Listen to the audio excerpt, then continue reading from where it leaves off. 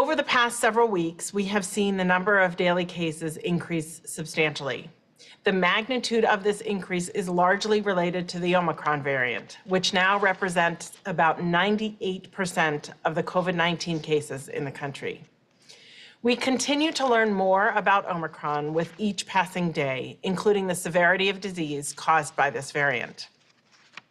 Just yesterday, a preprint study of data from Kaiser Permanente Southern California, analyzed by academic partners with CDC collaboration and funding, provided key insight into clinical outcomes among patients infected with the Omicron variant.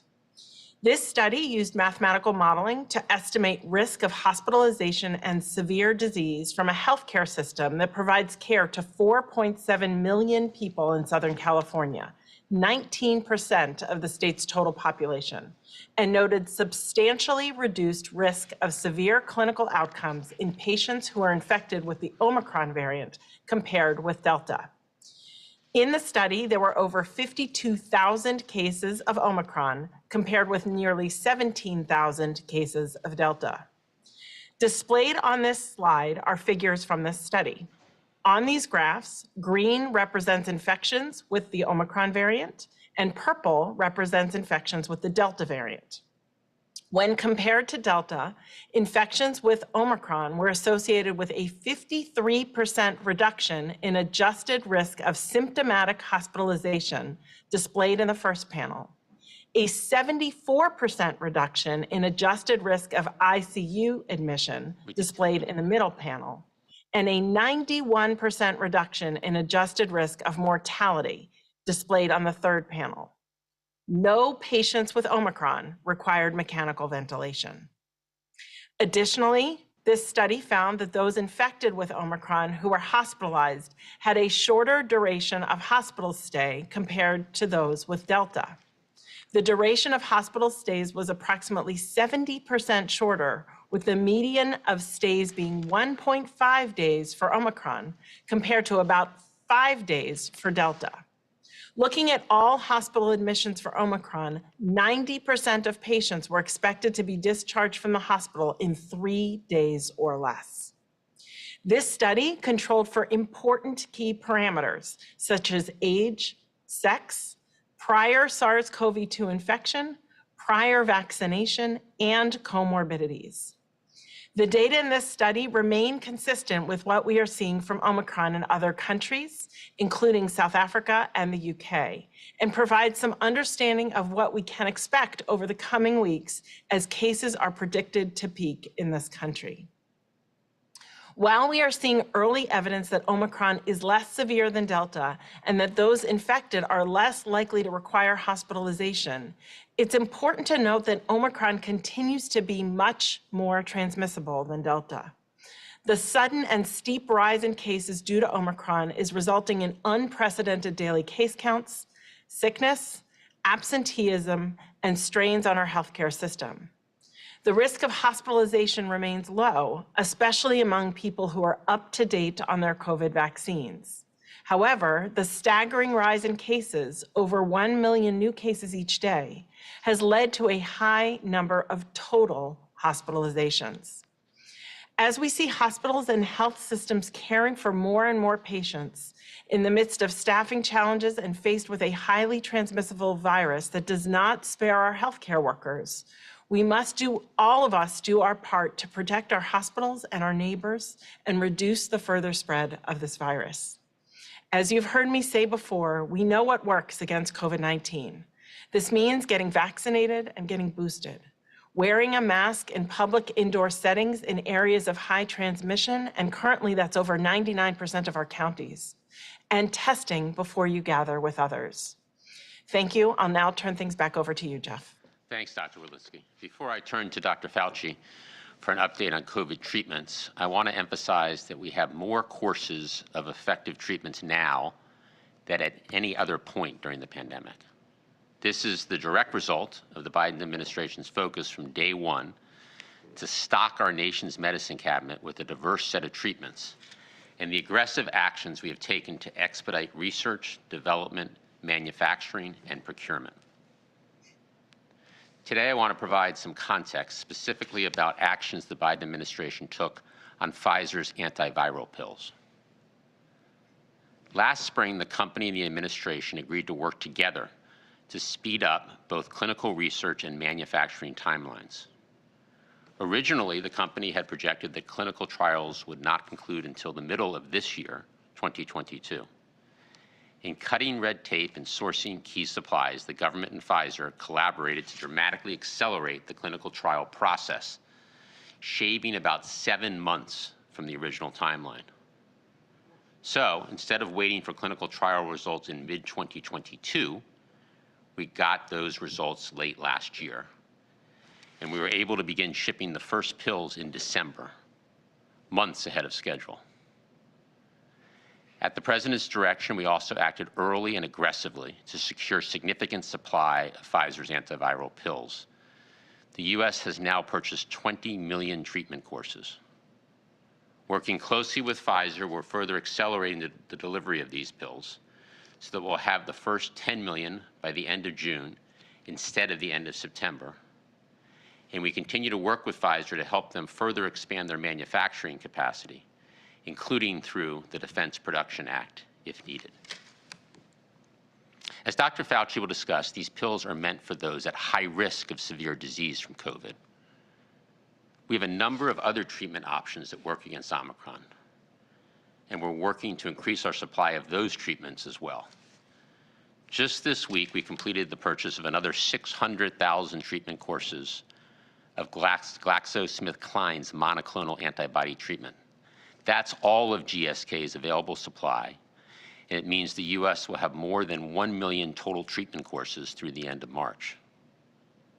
And we're using every tool at our disposal, including the Defense Production Act, to accelerate delivery of these GSK doses as quickly as possible. Lastly, we're also in the process of ordering another 500,000 doses of AstraZeneca's preventive therapy for immunocompromised individuals. The federal government was instrumental in the research and development of this product, and our latest order will also bring us to over 1 million doses available through the end of March. Bottom line, we've acted aggressively to support and secure a diverse portfolio of COVID treatments. And as a result, our nation's medicine cabinet has never been more stocked, with 4 million effective treatments available in January alone. With that, I'll turn it over to Dr. Fauci to talk about each of these treatments and important research into future antivirals. Dr. Fauci. Thank you very much, Jeff. What I'd like to do over the next few minutes is talk about what Jeff referred to as the Omicron Medicine Cabinet.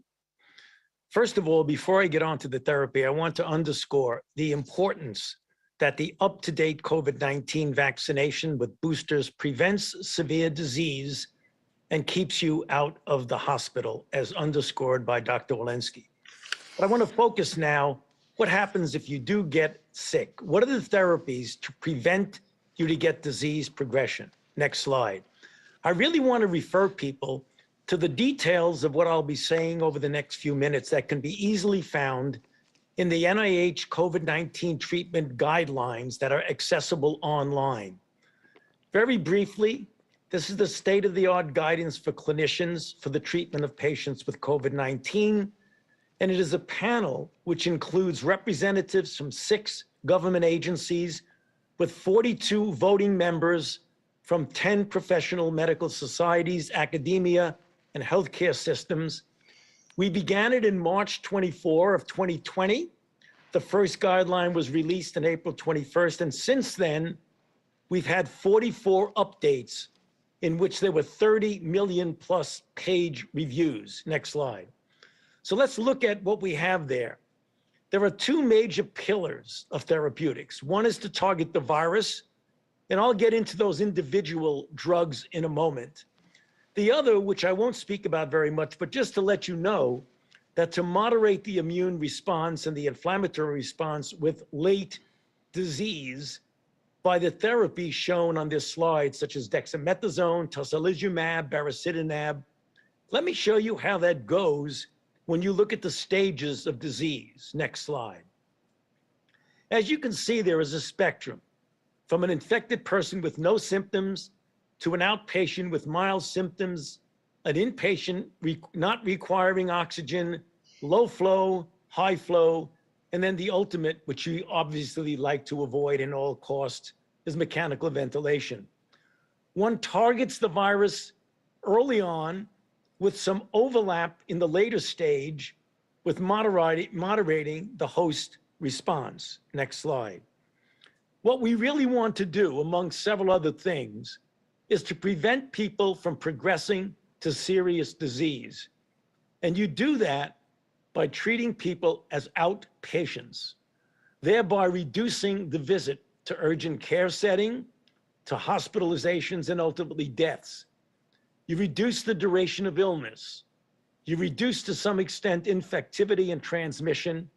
And importantly, particularly as we're dealing with this extraordinary situation with Omicron, you minimize the stress on the healthcare system.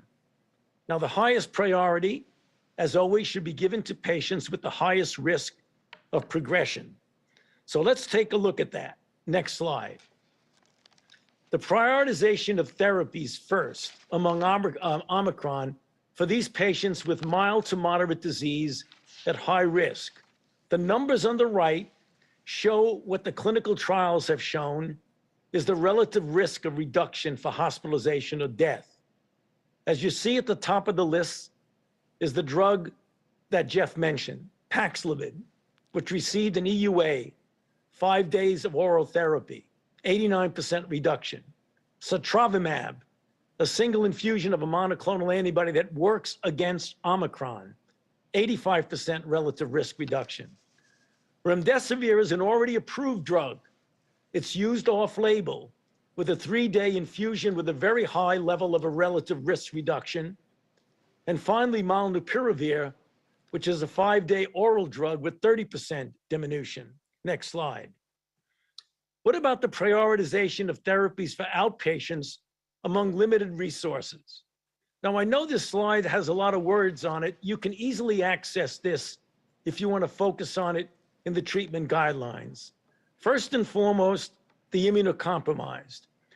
Individuals who are unvaccinated at high risk. What do we mean by high risk? Anyone greater than 75 years of age or greater than 65 with a clinical risk factor.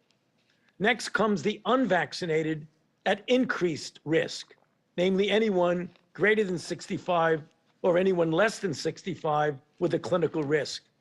And then vaccinated at high risk or vaccinated at increased risk. Again, may be difficult to remember quickly, but they're all in the treatment guidelines. Next slide.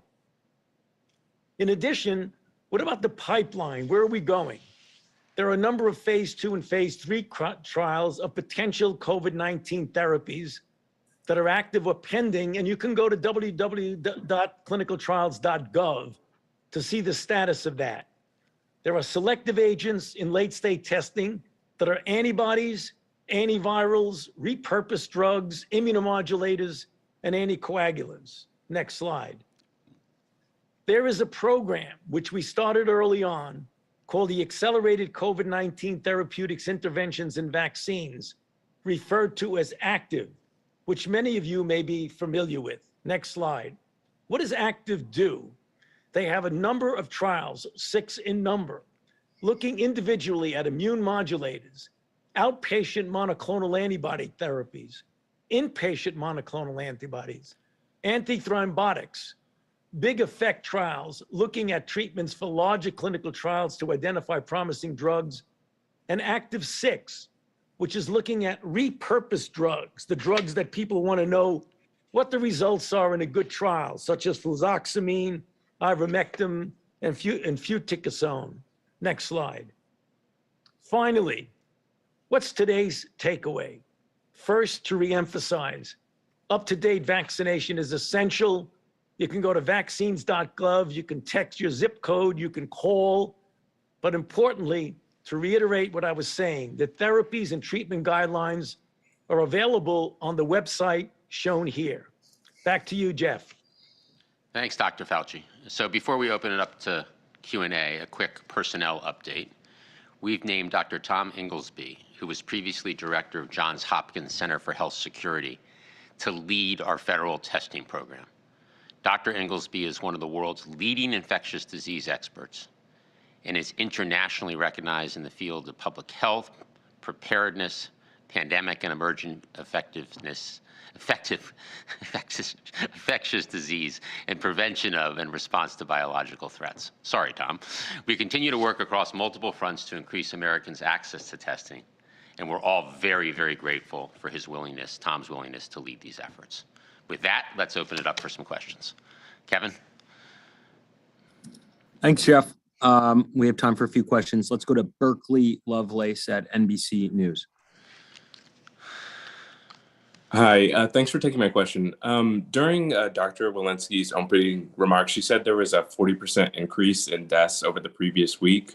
Does the CDC expect that those cases are Delta related, since deaths tend to lag cases and hospitalizations, or could it be Omicron, and just because there's a huge number of cases, there's going to be a larger portion of deaths? Thanks. Dr. Walensky? Yeah, that's a really important question. I believe right now that those deaths are still the lagging deaths from Omicron. From Delta, the lagging deaths from the Delta wave. We have seen, as you noted, that death rates are down from Omicron of about 91%.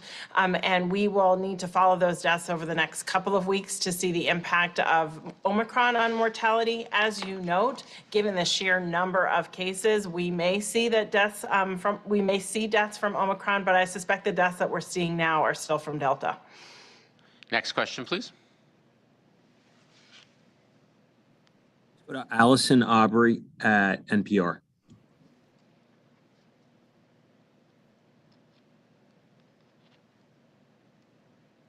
Allison?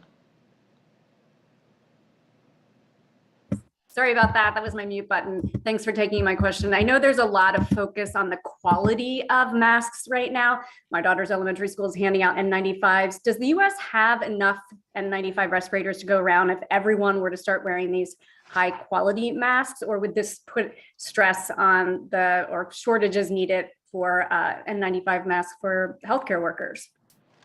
So why don't I go first, and then Dr. Walensky, if you want to add anything here.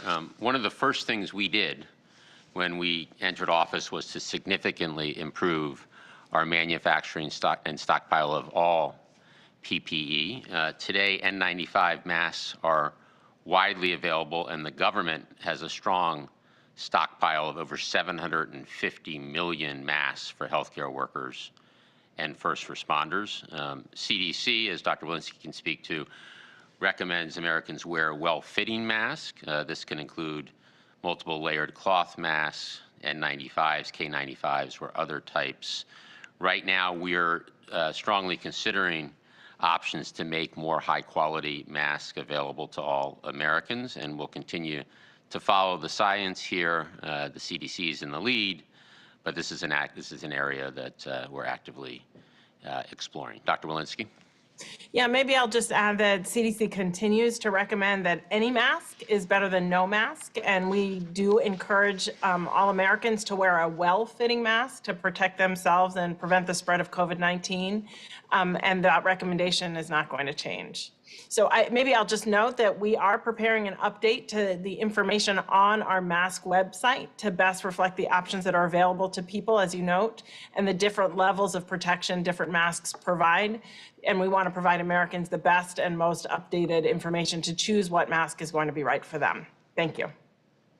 Next question, please. Let's go to Jeff Mason at Reuters. Thanks very much, and good morning. Jeff, could you expand on what you just said about planning or looking at more options to make sure more high quality masks are available to all Americans? And can you also give us an update on your thinking with regard to timing in terms of asking Congress for more money to fund this effort?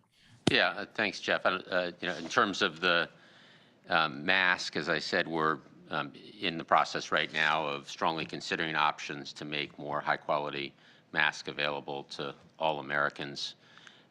In terms of money, we have the money that we need to fight Omicron. As the president has always said, we'll do everything that we need to do to beat this pandemic. And if we do need more money, more funding at some point, we will request that money. Next question. Zeke Miller, AP.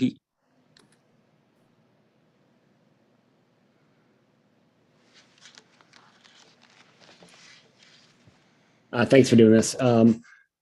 First, there's been a lot of conversation in the last few weeks about testing. Now that starting Saturday, private insurers are going to reimburse testing, and the federal government's testing website is going to be coming online soon. How is there a new federal guidance on how and when people should be testing themselves at home?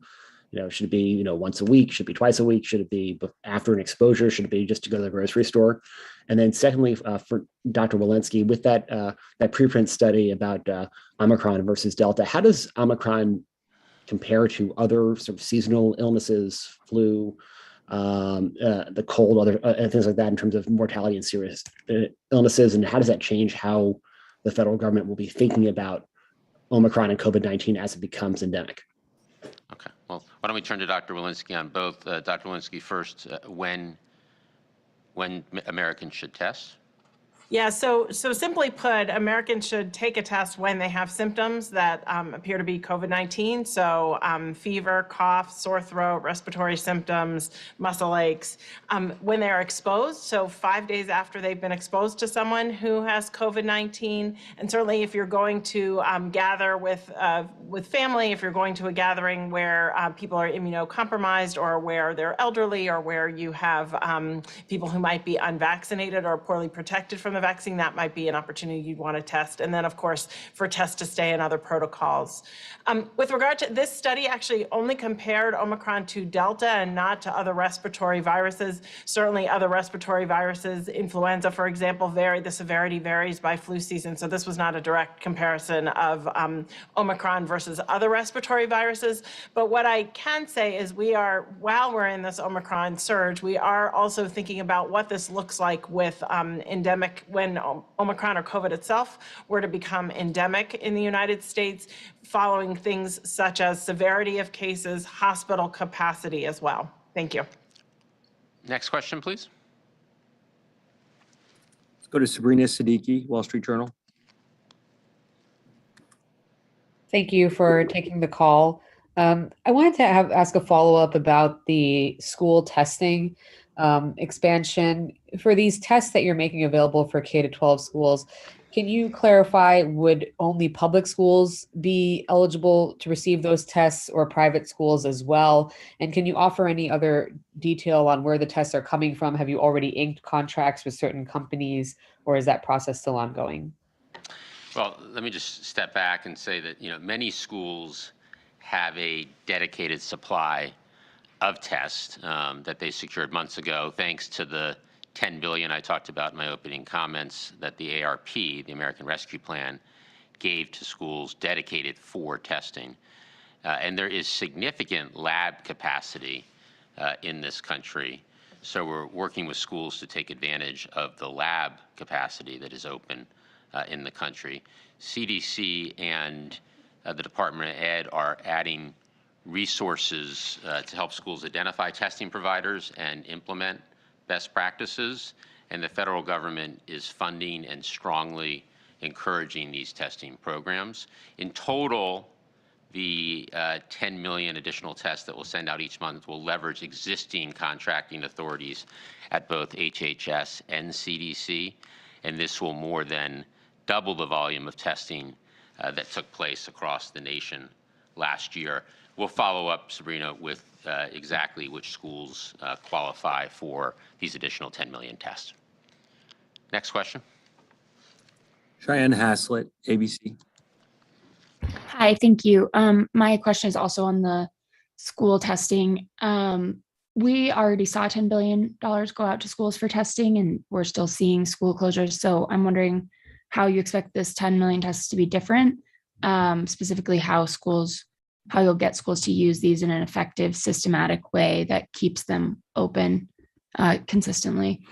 Well, schools do have the resources through the $10 billion that went out through the American Rescue Plan, and these 10 million tests add to the testing availability for schools, and as I mentioned, is double the testing that was done in the month of November. But I think it's important to put testing in the context of the overall school strategies to keep schools open. And for that, maybe I'll turn to Dr. Walensky to overview the best practices for keeping schools open. Dr. Walensky.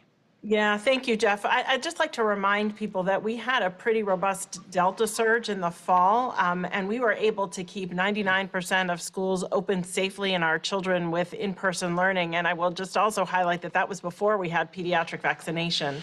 So now here we are, we have pediatric vaccination. One of the best things that we can do is get our children and our teenagers vaccinated.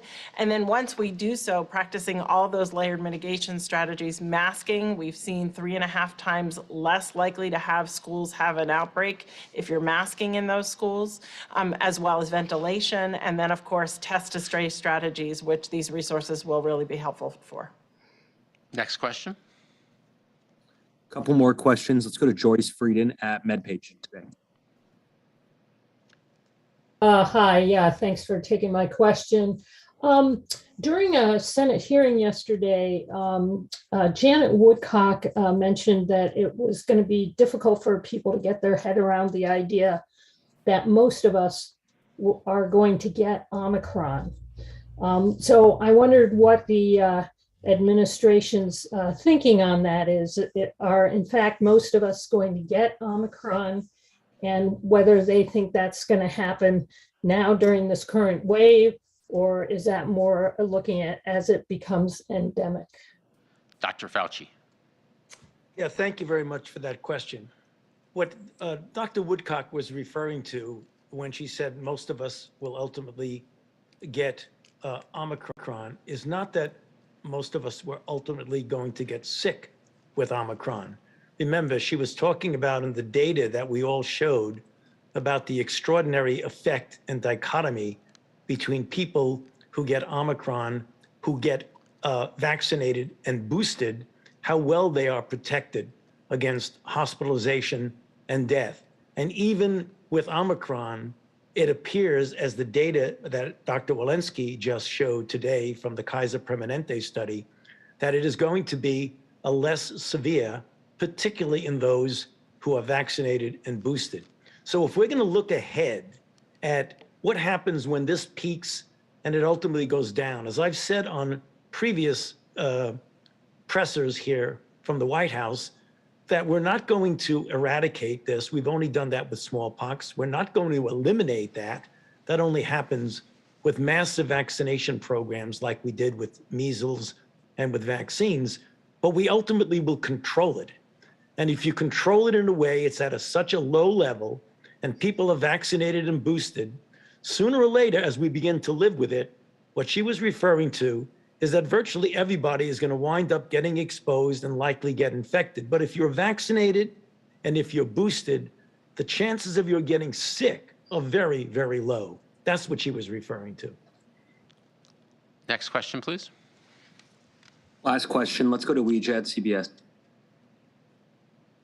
Thanks a lot, Kevin, and thank you for having this call. I first have a follow-up for Dr. Walensky, because you said that you do not intend to change the masking guidance, but we also know now that some masks provide better protection than others. So why isn't it the case that the best mask for every American is the mask that offers the most protection? And then secondly, do we have enough data about the reinfection of Omicron? I think there's a sense out there that if I catch it, I'm not going to get it again. Is that true, or do we not know yet? Thank you. Dr. Walensky, do you want to handle the first question and maybe Dr. Fauci the second? Perfect. Yeah. So thank you for that question.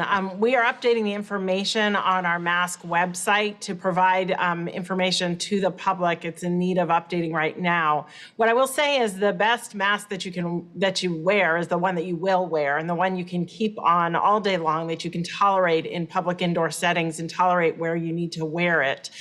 We will provide information on improved filtration and that occurs with other masks, such as N95 N95s, and information that the public needs about how to make a choice of which mask is the right one for them.